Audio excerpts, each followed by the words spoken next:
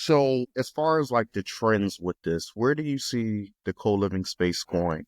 How do you think that this will evolve over the next few years? I think with housing getting so difficult and the cost of housing, the amount of housing and the cost of housing just continuing to be a challenge, I think more and more people will decide to go with this model. It'll be much more affordable. There'll be much, especially with the generation, we have a freer generation now. These young people, they don't want to stay in one place. So they don't want to be Right. tied. So they can save money, they can travel. It just gives them a lot more freedom. And so between that and just people, if it's just young adults not wanting to be tied somewhere, or if it's people who've had a hard life and are trying to get on their feet, whatever it is, it's going to help everybody.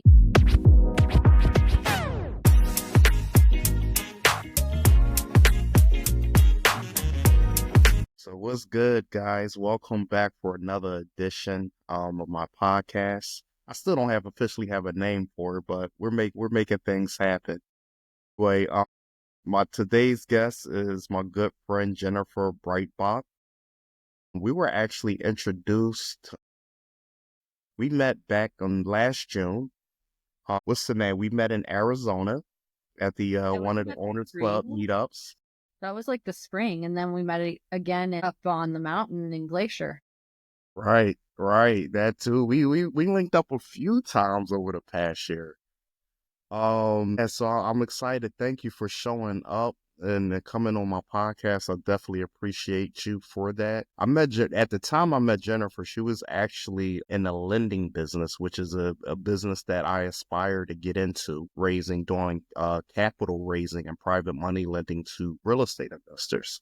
That's one of the next evolution that I'm working to get into in my real estate journey, moving on from wholesaling and trying to level up into becoming a buyer and, doing capital raising to buy more property and to lend on bills. What made you get into the lending space? So I started out lending my own money, and I was in the Gator community with Pace Morby, and I was learning about private money lending, and I started lending my own money, and real quick my money was all deployed, and I was still getting opportunities to try to help people with like fix and flips and things. So I started helping connect borrowers and lenders together. Basically, my model in that business is helping underwrite the project, gathering all the information and presenting a nice project for private money lenders to look at so they don't have to do all the work of gathering all the information. And they just have it all in a nice packet. So I'm a great resource if you are trying to raise capital. I'm happy to help with that, but we help people connect for private money all the time. And that's kind of what we've been doing over the last year and a half or so, me and my partner, Tammy Jensen. No doubt, no doubt. So before we actually get into the real estate journey and what you're doing in real estate, what were you doing before you got into real estate? Um, Before I got into real estate, I'm a military veteran. I was in the Army National Guard for 20 years, 10 of it active duty. Um, so I was in operations, and I was a major in a logistician, which is logistics officer.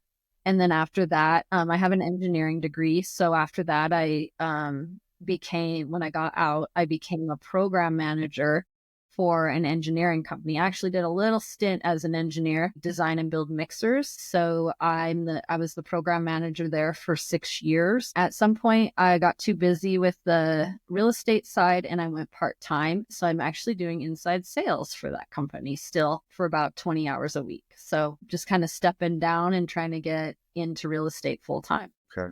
Okay. So right now you started off with lending. And what are you doing now? You mentioned that. What are you doing now in real estate? What are you getting into? So currently, so Mount Everest being like, what's my big picture? My big picture is that eventually I want to own co-living properties in Montana and throughout maybe the Northwest and be able to provide services, transitional housing for people in need. I really want to help people get their feet back underneath them. And so my vision is that the people that would come and live in my properties will be able to transition out, hopefully fairly quickly, in a few months, less than a year, and be able to be in a position to rent a nice place or buy their own home, maybe using PACE's student America, funds for Buy Save America. America, Yeah, let's put some people in his homes, right? And along the way, I also want to buy businesses and be able to have a place for those people to work. And that will really create a nice investment where I'm able to provide income for the people that are my renters and then help them grow and be able to make sure they can afford the properties that they're living in. So, and then move on from there and hopefully help with the plan is to help with a lot of their resources. So helping them plan financially and helping them with what they need to get stabilized. So I'm looking for a very specific type of person, somebody who um they've ha- they're on the verge or have that shift. And we all know what that is. If you're in real estate, you've had that mindset shift and it takes a little work. But if I can see that spark, those are the people I want to work with. Is for someone sure, for sure. So co-living, what inspired you to get into this space?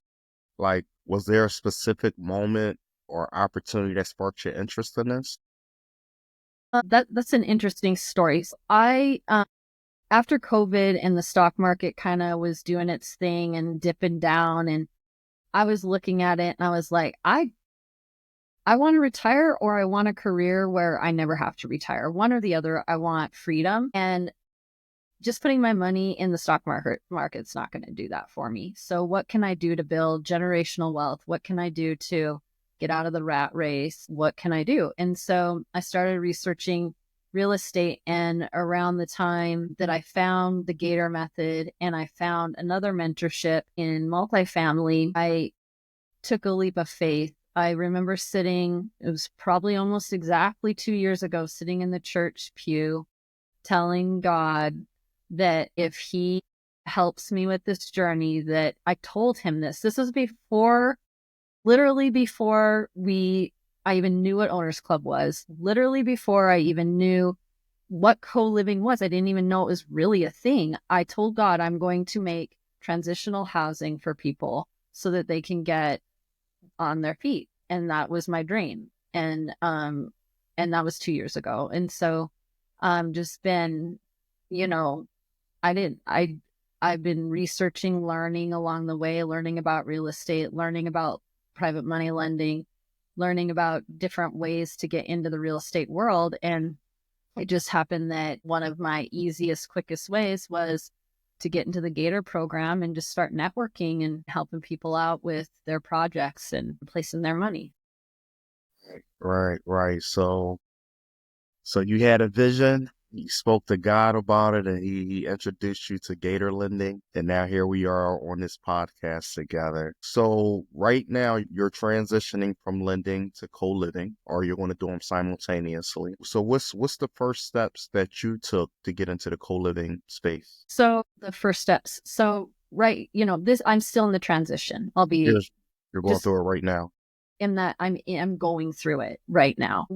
What happened was I bought a duplex up in Kalispell. I own a duplex up there. We renovated it last year and got it filled. So there's two sides and it's filled and it's basically breaking even. It was my first deal and it's basically breaking even. So not a bad deal. And looking at that, I kind of kicked myself because I knew what I should have done, but I didn't do it. And I should have converted it to co-living. I mean, God gave it to me and I didn't do it. Right. So I know better. As soon as my tenants move out or whatever, I basically need to put a wall up and I've got a 4 bed, or a, yeah, 3 bed, 2 bath that I can rent out. So on each side.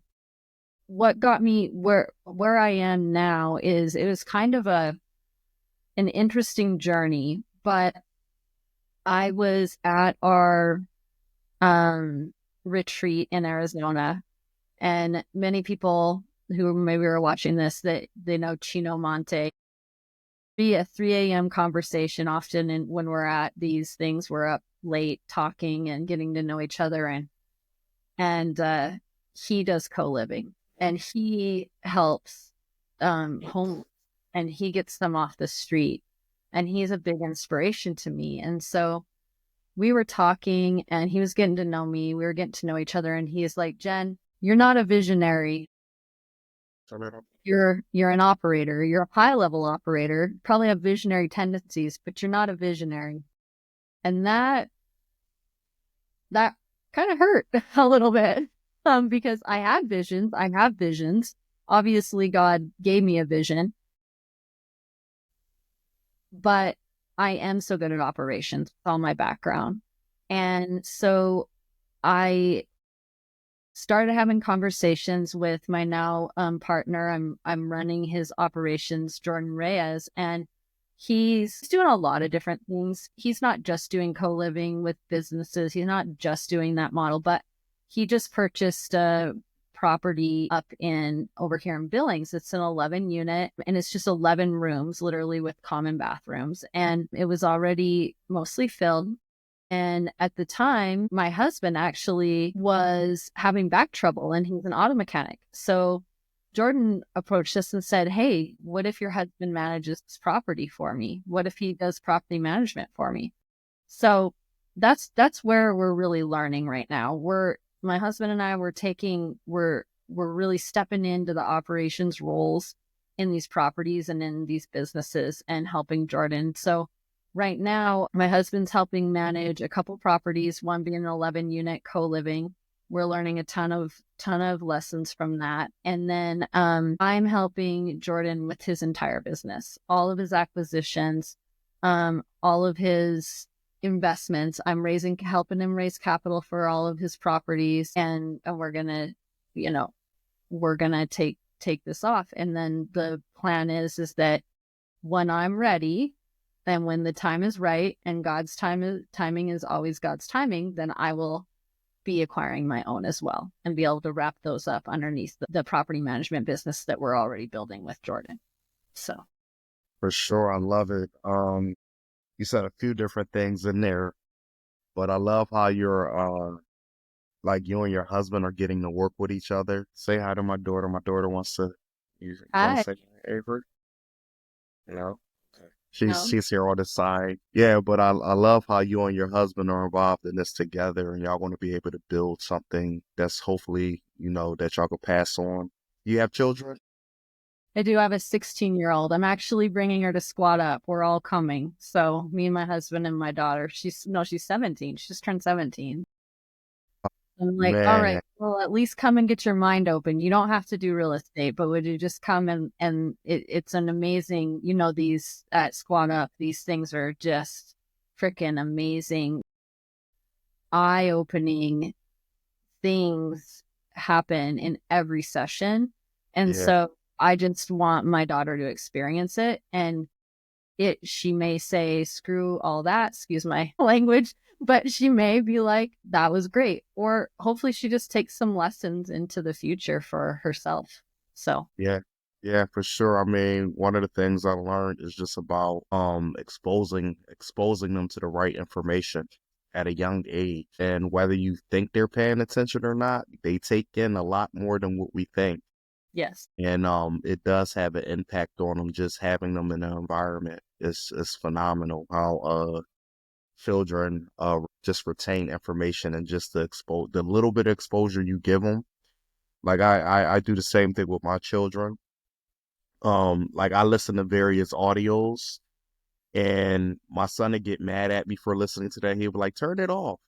And then a few days later, he'll be asking me questions about the things that was being said on there. My son is what? He's 9 years old. So like, and I've been listening to audios. I mean, just various audios and videos, but like a few weeks ago, he was listening to one of the recordings that I was listening to. He was listening in the background and he was like, Dad, is $1 million a lot of money? And I'm like, no, not when it comes to real estate, not really. But like that shows me like he's listening just from the questions he's asking. Like it's Yeah, phenomenal. It's I think phenomenal. and Yeah. he's over here watching me right now. He's like, you're As we tattling talking. on me. You're tattling on me. Yeah, we got us a little small cozy home, so we're all on top of each other right now. So yeah, but yeah, it's all about exposure. But no, so for those that aren't familiar, what's the difference between co-living and just the traditional rental? So co-living can come in a lot of different ways.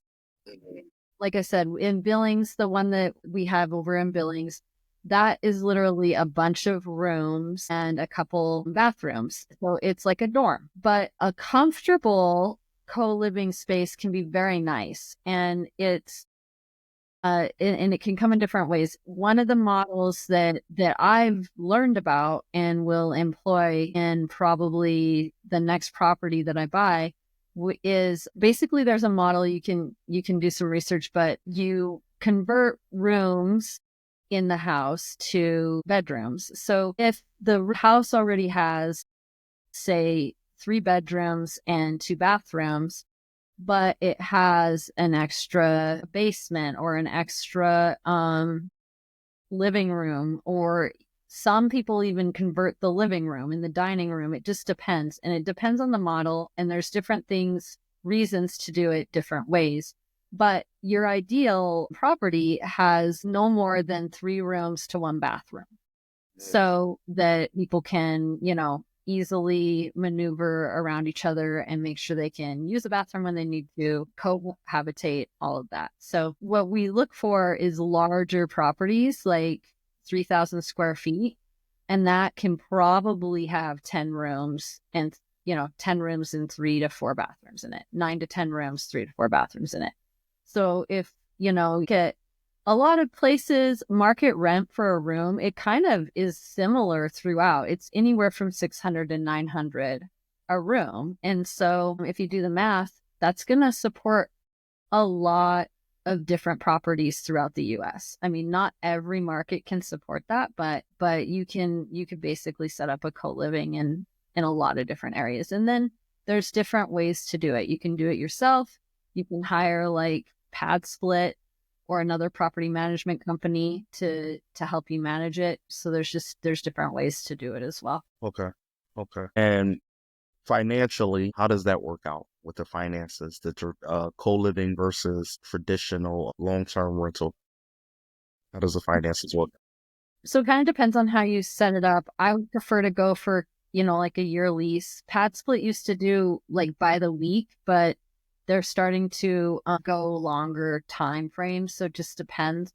But as far as financially, what you have to account for more than just rent, and your mortgage and taxes and the normal things. You have to account for more than that because you have more than one person living there.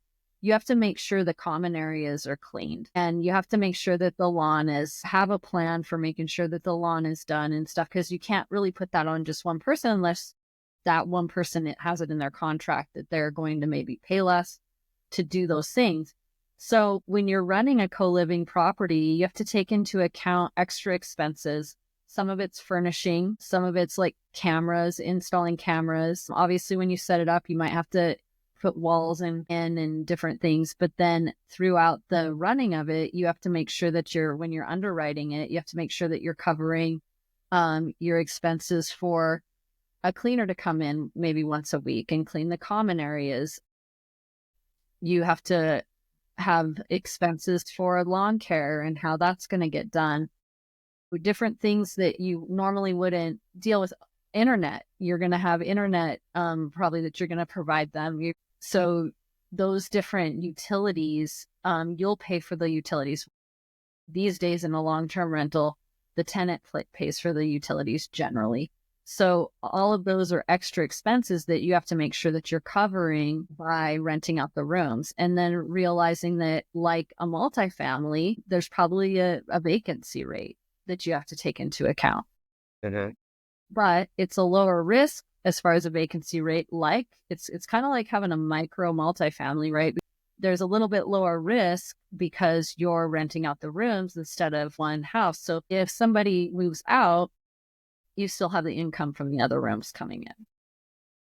So that's interesting that you make the comparison to a multi-unit building versus a house with multiple doors in there. Do you underwrite them the same? Like if you the 3,000 square foot home that you mentioned, that someone may be able to get more rooms than the traditional three bedroom, you may get upwards to five, six, or 11 rooms that you said your partner just acquired. So your partner just acquired a building. It has 11 doors in there, 11 rooms in there. Would you consider that like 11 multi-unit? Like, would you compare that to a multi-unit building that has 11 apartments versus 11 bedrooms?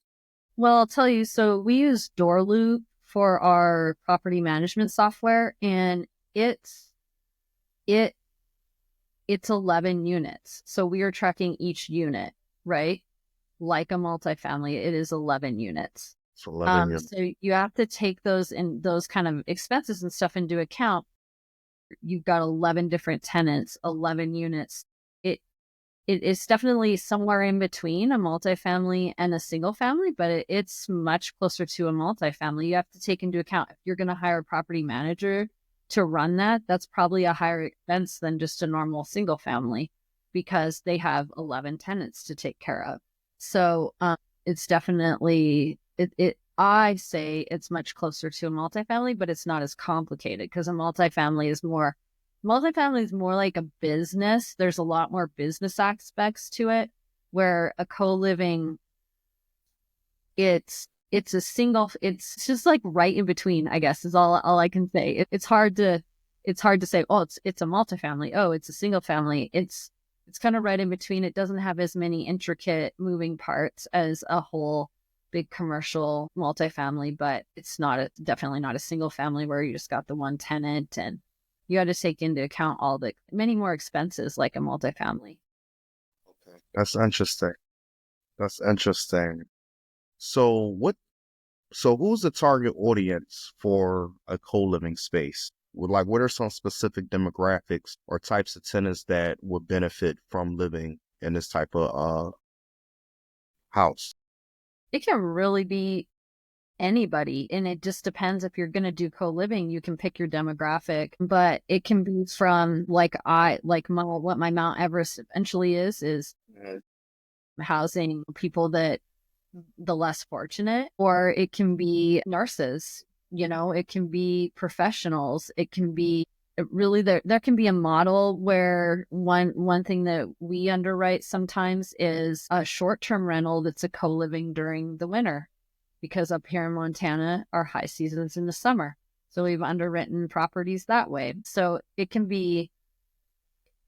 really be anybody. Some people, like in Owners Club, their target audience is aged out youth from foster care, and some is they call it Golden Girl senior living, right? So it's really about picking a demographic and being able to match the people together that um that you want to help. So it can be anybody. So you got a house with multiple people living in there. So you're right, and I talked to several people who's in this space, and you got people housing the homeless, like you mentioned, Chino, the young lady. I forget her name. She was in California. She manages the foster kids who aged out the system. That's Stefan. We got veterans living together, the seniors. So how do you manage the tenant relationships and ensure like a positive community experience in these spaces? So I think it really depends on how transitional they are. If they're super transitional, like pad split will literally have very little common area, so that people really just come home. Maybe they'll cook themselves something, do the dishes, go in their room. Maybe there's like a table for them to sit at. But in general, they just really limit the common areas so that people don't really interact. There's not really that issue. Other ways is making sure there's compatibility with people. One of the houses could be sober living. Well, they all have the same kind of struggles, so they're probably going to bond, right? Instead, So yes, there's always going to be some kind of my husband gets calls all the time in this property, and there's always that tenant that's like, so and so put their bike in the bathtub or whatever, and you're like, no, okay, let me call so and so and tell them to move their bike, and we'll find a place for them to store it, right? But and that's, maybe I'm exaggerating, but it was something like that. I remember him taking that call. So yeah, there's always going to be a little bit of that, but there's a lot of different things you can do. So I would prefer to have a little bit of common area, because I would like the people in my homes to be able to bond a little bit, and some of that is being in the situation that they're in.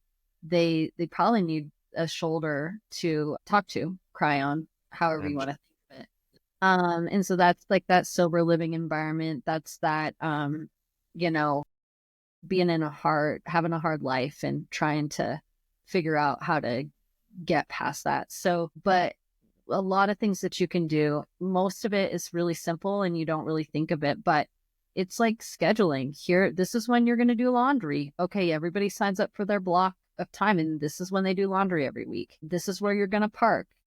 Room 1, 2, 3, 4, it's labeled. This is where you park. This is your cabinet in the fridge. This is your shelf in the fridge where your food gets to go. This is your place where your food gets to be stored and your cup gets to be stored. Everything's labeled by their room number, even down to the bathroom and where they put their stuff. So that it's like everybody, they sign an agreement that I'm going to keep my stuff where it's supposed to be and not mess with everybody else's. And it's super simple from there. So, there's always personalities and things that get, in the way, but I think it's more managing expectations ahead of time. And it's like uh-huh. you're setting up to live in this environment. You know why you're here. You have a purpose of being here. It's whether it's I'm temporarily living here because I'm a nurse and I'm just working traveling nurse, or I'm, I have a bigger purpose of being in this environment so that I can save up money and get my own place or whatever it might be. So Mm. I think making sure that the people there have the understanding of you're gonna stay here and you're gonna have rules. So it's managing expectations ahead of time. For sure. Because I could just imagine having several people who don't know each other living under one roof, the amount of challenges that comes with that. That could be very, and I had a small stint in running rooming houses way back early in my investing career. And it was definitely a challenge in high management. Yeah, but the way you describe it, the rules you put in place, the expectations you set from the beginning, it definitely sounds like that's a way to mitigate a lot of the challenges that you would have with that style of business. For sure. For sure. How do you so how will you guys market the house that y'all just acquired? Like how would y'all market for tenants for that? What So would be a right marketing right plan? now we acquired it and already has I think there's 11 rooms, and I think it has 9 tenants or something in it. There's 2 or 3 vacancies. So those ones had some little bit of renovation that needed to be done. My husband went up there and put some flooring in and arranged for people to do some updates. And then a lot of that, it comes from just advertising kind of all your normal ways. But some of it you can advertise on Furnish Finder. There's apps called Roomy, but Craigslist, Facebook, Room for Rents, all over there's all kinds of different places. And then what I'll be doing in the future is plugging into like different community resources and making sure they know that my places are available, so that I should have a waiting list, of people that want to get into these places is the goal for my business in the future. Nice, nice, nice. Cool. Is Craigslist still a thing? It is. It is the whole thing. And I'll tell you, so I started a cleaning referral company with my partner Tammy and her friend Amy. We find a lot of cleaners on Craigslist still Is that that are looking right? for jobs. Interesting. It's still a thing. Well, forgive my ignorance, but I've been away from the U.S. for I don't know 8 years, 8 9 years. I've just been back for like a year and a half now. I've been back, but I didn't know Craigslist is still popping. It is. It's still going. Crazy.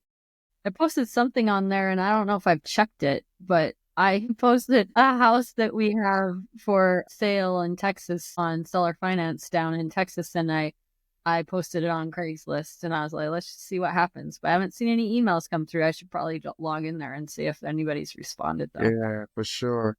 I used to sell. I got started in my investing career in the mid 2000s, and I used to post like Craigslist was like the main spot where I would post and advertise for where I would sell properties and buy properties off of for sure. So I Well, didn't know. just there's still the old school people, right? I mean, you're always going to have the old school people that were doing it like that forever. So they're still doing it, you know? Yeah, like the penny saver was like a physical paper that used to go around. People used to get them for free at the market, and It's I penny used to get saver of properties out of the penny savers too. oh yeah. Interesting. Oh man, I gotta pick up a newspaper, see what the newspapers look like today. Right. I just unsubscribed from mine. So Wow. So like the I want to talk about the money, the financial benefits of a co-living model compared to traditional rentals. Does it create value? Like running a co-living space, does it create value for the property owners or the investors? so that's kind of a challenging question. Co-living is so new right now that it's not going to be valued and that's something I probably should have touched on when you're asking, is it single family, is it multifamily? It's not going to be, the property is not going to be valued like a multifamily. So when you talk about a multifamily, you talk about the value of it being based on the NOI and, the cap rate and the NOI, if anybody's ever invested in or learned about multifamily. But in co-living, it's not right now valued that way. Now, I I like just got a package of co-living properties in my inbox, and obviously I'm not going to buy a house off a cap rate and an NOI, but if somebody is marketing to me a co-living that's already filled or already 75% filled or whatever, and I might be more likely to even buy it a tad over the market if it's already operating and they have, they can show all like the normal. In a multifamily, you're talking about T12s and you're talking about all the things. So, but if they can show me that it's a successfully running co-living, I don't bring me anything that's overpriced. But I'm saying, you might, if down the road people might buy them at for a better price just because of that, because they're already operating that way. Yeah. Yeah. So, but no, you're not going to get a property that's, you're not going to get an appraisal for more because it's a co-living. You're not in these days. In fact, and you got to really be careful, because when you're doing co-living, you have to really watch about when you do the renovations, what kind of loan you get. And there's more loan products coming out. But right now, there aren't like co-living fix and flip loans. Generally, if you're going to renovate a property, you're going to fix and flip it. You're going to fix it and burr it, and then you're going to convert the rooms. So the lender doesn't want you to convert the rooms before you refinance it. That refinance lender is going to want to see an actual home with a living room, a dining room, all the things. So then an investor really has to look at that. How are they going to come up with that money to do the final renovation to get the rooms ready to go? So they have to run the numbers. There's a couple different ways. They may do it like a burr, and they may actually be able to get some cash out. If it's a really great deal, they might get some cash out at the refinance and be able to put that money back in. But a lot of lenders or a lot of people are going to be looking for private money partners or private money lenders that want to come in and help with that last final renovation and hold it and cash flow with that with the investor. So that's where people that want to get into the space but don't want to operate their own, that's where they can get involved. Right. Right. Right. So like when you're thinking about that type of situation like the build out and like how would you ensure um affordability while maintaining profitability? Because I mean building these extra rooms when you're starting up, you will likely also have to tear these rooms out if you ever decided to sell that property or get out of the business. You would have to also do a rehab to get the property back to its original condition or a more traditional condition with the house with a living room, dining room, kitchen. So like how would you manage that type situation? Because you got the hard cost for setting this up, but you also need to maintain the profitability of the property. Um, so so say you have a property that is, I don't know, $200,000. You get the fix and flip, you get it refinanced and your loan is $200,000, but you need 20,000 to finish all the renovations. So and if you're going for the whole, say so you get this property really great, it's really worth two, 275, but your loan is going to be 200 on it. And so you bring in a private money lender with the $20,000 to help you finish the renovations out. A $200,000 mortgage, I'm making things up maybe, but it's maybe $1,200 a month.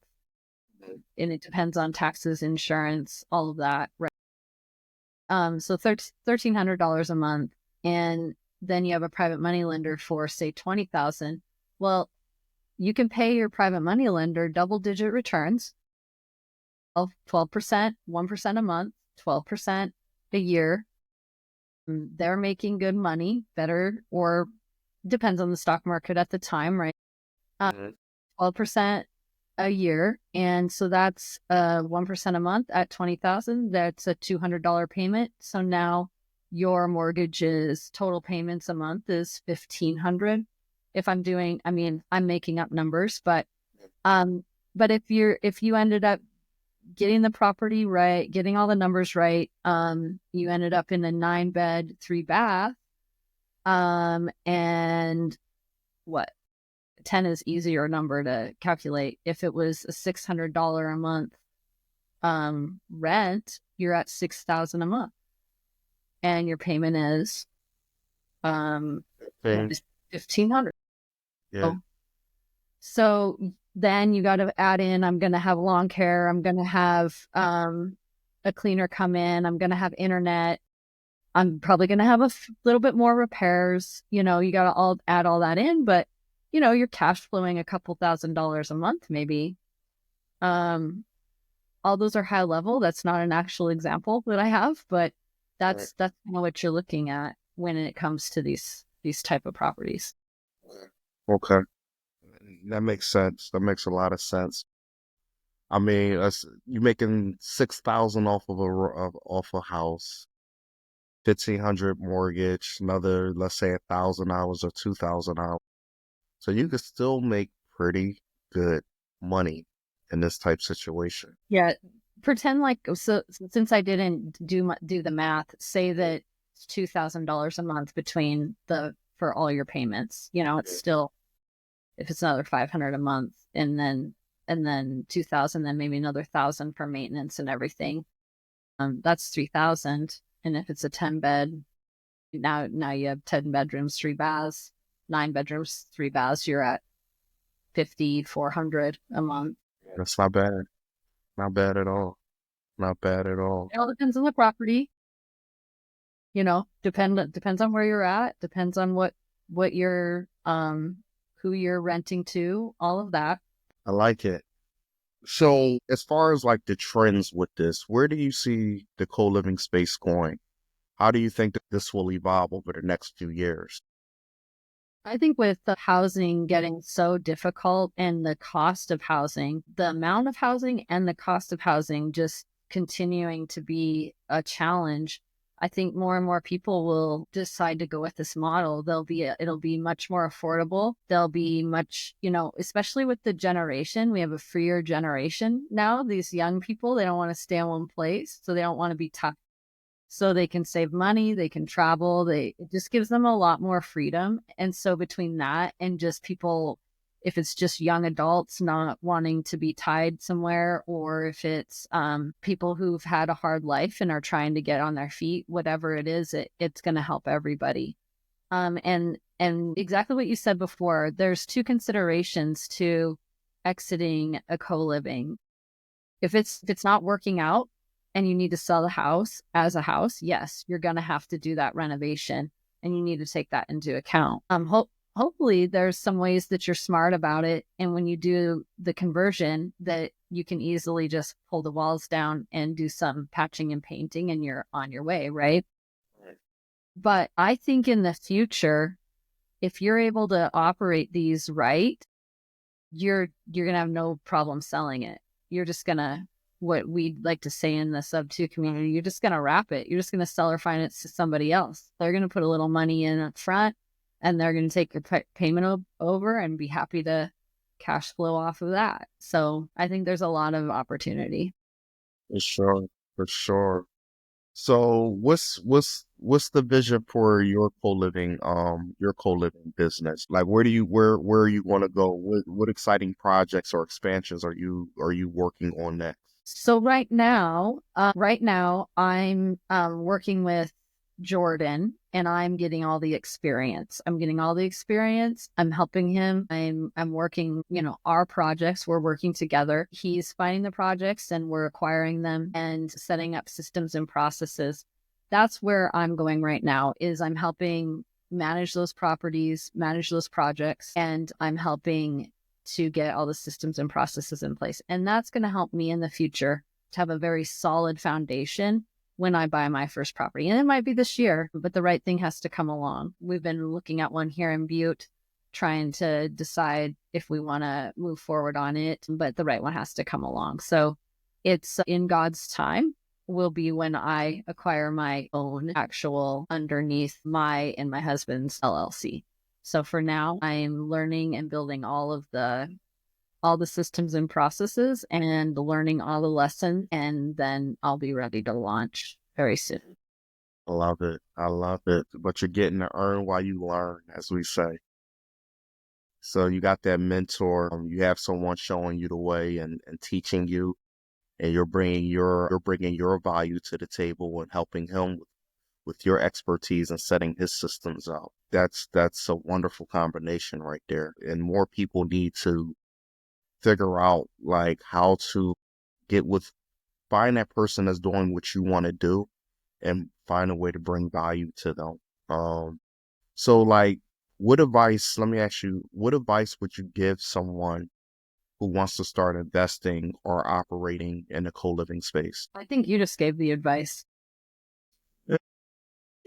Get around someone who's doing it right and learn. So there's lots of ways to do that. You can do what I did, and if you are an operator type person, find a visionary and team up with them. There's a lot of visionaries out there that need your help if you are an No. operator, and there's a lot of TCs out there looking for people to work with, other people.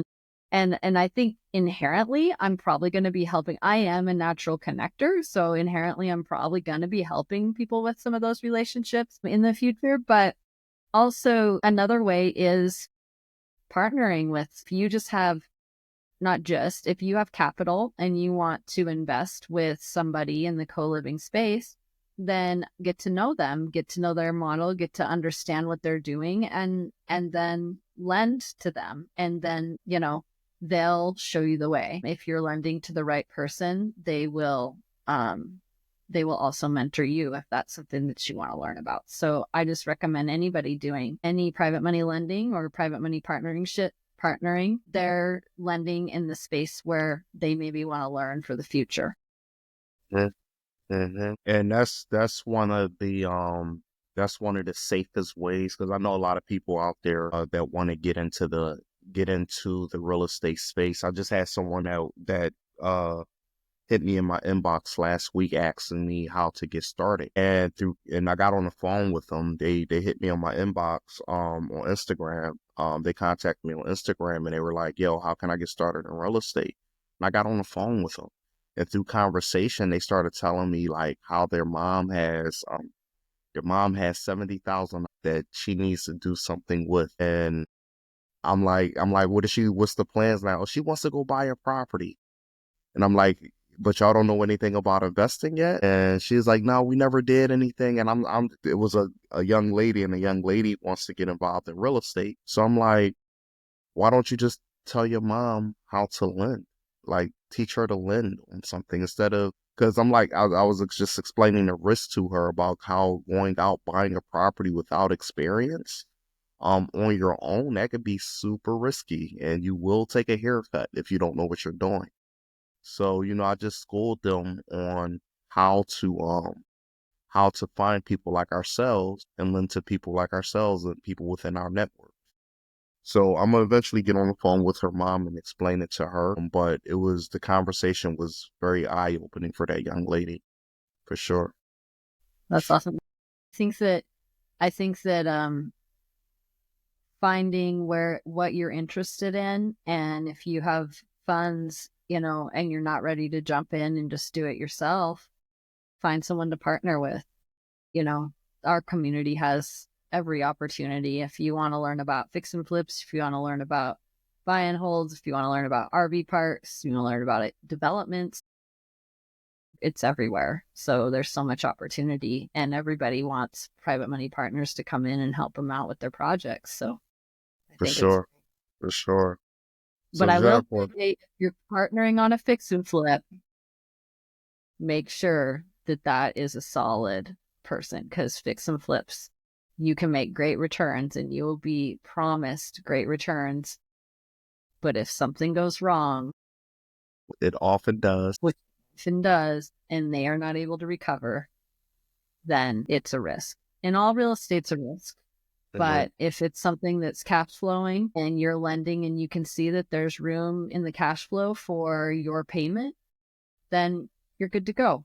And so there's all different ways to invest and all different ways to do it, but just make sure that you're taking the risk where the right risk that's tolerable for you. for So you and your investing. The yeah. calculated risk. We all got to take risk, but it's calculated risk. So let me ask you a question about your lending on the lending side. Like or what are if someone was interested in lending on a co-living space or a fix and flip? Well, let me just say fix and flip because I know it'd be different requirements or different things that you would do to protect your lenders. But how do you protect a lender? Let's say if me as a rehabber, I want to bring in investors to invest in my deal. How do you protect your lenders when they invest in a fix and flip? Well, I'd actually say it's pretty much the same for both. Um, you always do a promissory note and a deed of trust. Always do everything through a title company. Never lend your money to outside of the title company. Our projects always have personal guarantees as well. It just gives that a little extra, like, you promise to pay this back. And then it depends on the project. Some projects, there might be ownership in the LLC. Some projects, there might be extra collateral, cross collateral. It just really depends on the borrower and what they will make available to the lender. And as a lender, you have to decide what you need. We talk in real estate a lot about buy boxes and what people are looking for to buy. I actually don't hear the term lend box much, but you need to have your lend box. What are you willing to lend on? And go find people out there that fit that criteria. Right. Right.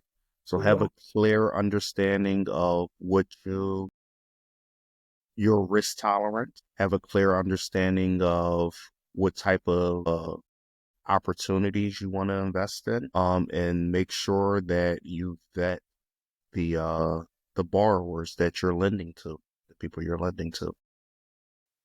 For sure, for sure. Jennifer, thank you. Like Thank you. it's I don't know. We've been on I don't know how long now, but thank you for sharing your knowledge and your story. And I wish you nothing but the best in your endeavors in the future. So where can people learn more about you and your co-living spaces? How can people find out more about what you're doing in a lending space, or just follow you in general? How can people keep up with you? So I'm new at social media. I'm new at really getting out there and talking about the stuff. So I'll be working on that a little bit more. But I do have a YouTube channel. It's at the Jennifer Breitbach. And I'm actually going to look at my link tree really quick so I can tell you exactly what it is. There we go. Okay, so my YouTube is at the Jennifer Breitbach, and my Instagram is the Jen Breitbach. And then I'm on Facebook, Jennifer.Breitbach. I do a lot more posting and stuff on Facebook, but mostly I'm I'm going to be sharing I'm going to be sharing a lot about my journey and where I'm at and what I'm learning on my YouTube channel. But it's super new. I think I just have an intro video there. So follow me there and you'll get to see it from scratch, which should be super interesting. Probably the next video on here will be this one. On there will be this one. So that'll be awesome. No doubt, no doubt. Well, Jennifer, again, thank you so much for joining me today. Guys, if you're interested in learning more about co-living, the co-living spaces or exploring this exciting rental model, be sure to check out Jennifer. Be sure to follow her. I will leave her contact information in the description below. If you found this episode helpful or insightful, please don't forget to like, subscribe, and leave us a comment and share this with someone else who might benefit from this information. We appreciate you. Thank you all for watching. Jennifer, thank you. And again, good luck with all your future endeavors. We will see y'all on the next episode. Peace.